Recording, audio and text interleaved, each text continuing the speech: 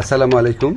প্রধানমন্ত্রী তারেক রহমান ঢাকা বিশ্ববিদ্যালয়ের ছাত্র ছিলেন কিনা সামাজিক যোগাযোগ মাধ্যমে এ নিয়ে আলোচনা শুরু হওয়ার পর বিষয়টি পরিষ্কার করেছেন বিশ্ববিদ্যালয়ের আইন বিভাগের অধ্যাপক ও সাবেক অন্তর্বর্তীকালীন সরকারের উপদেষ্টা আসিফ নজরুল। নিজের ভেরিফাইড ফেসবুক পেজে দেয়া এক পোস্টে তিনি জানান, তারেক রহমান 1985 থেকে 86 শিক্ষাবর্ষে ঢাকা বিশ্ববিদ্যালয়ের আইন বিভাগে ভর্তি হয়েছিলেন এবং নিয়মিতভাবে প্রায় 2 মাস ক্লাসও করেছিলেন।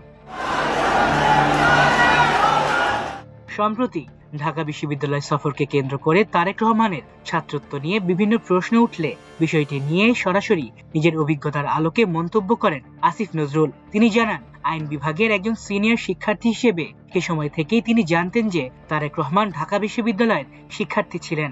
তার বক্তব্য অনুযায়ী বিষয়টি কোনো গুজব নয়, বরং প্রত্যক্ষভাবে জানা একটি বাস্তব ঘটনা।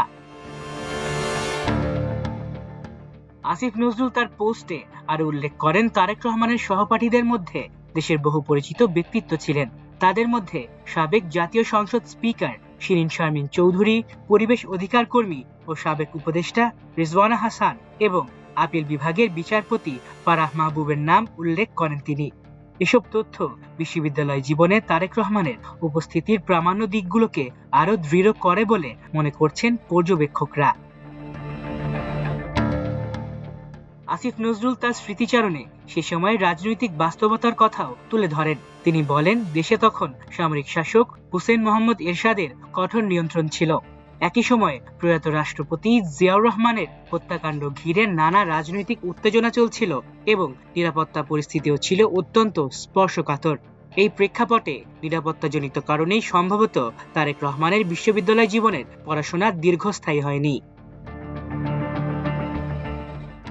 রাজনৈতিক বিশ্লেষকদের মতে, ছাত্র জীবনের এই অধ্যায় তারেক রহমানের ব্যক্তিগত ও রাজনৈতিক বিকাশের একটি গুরুত্বপূর্ণ অংশ হিসেবে বিবেচিত হয়।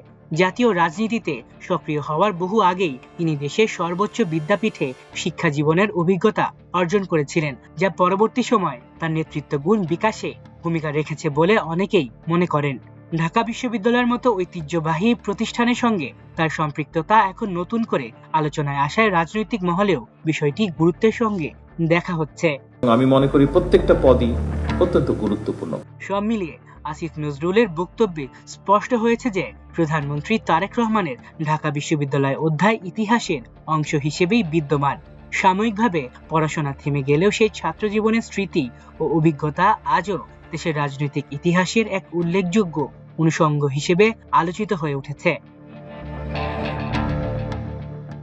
আলিফ চৌধুরী, আমার দেশ।